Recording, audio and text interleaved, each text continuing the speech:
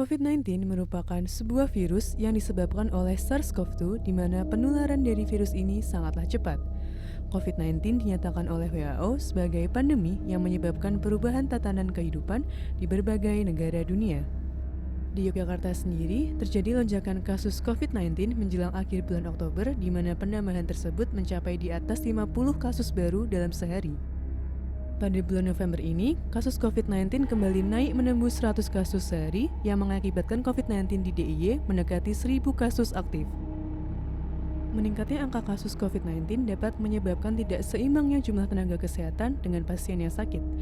Selain itu, tenaga kesehatan menjadi kelompok yang berisiko tinggi terpapar COVID-19 karena menjadi garda terdepan dalam memberikan pelayanan kesehatan kepada pasien yang terinfeksi COVID-19.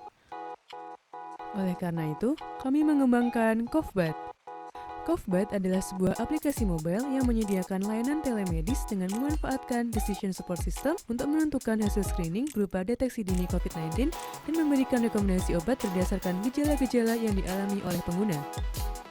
Adapun fitur-fitur dalam aplikasi Cofbat adalah sign in atau sign up, screening COVID-19, rekomendasi obat, riwayat, pertanyaan umum, dan kontak nakes atau vaskes. Untuk menggunakan Cofbat, pengguna dapat melakukan sign in atau sign up terlebih dahulu.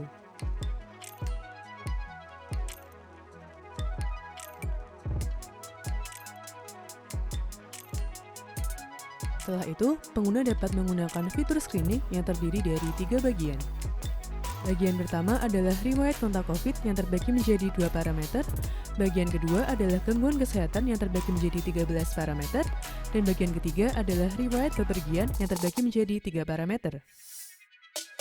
Fitur ini akan memberikan hasil prediksi berupa output positif ataupun negatif beserta anjuran tindak lanjutnya. Cofbat juga menyediakan fasilitas untuk berkonsultasi dengan nakes atau vaskes yang bermitra dengan Cofbat.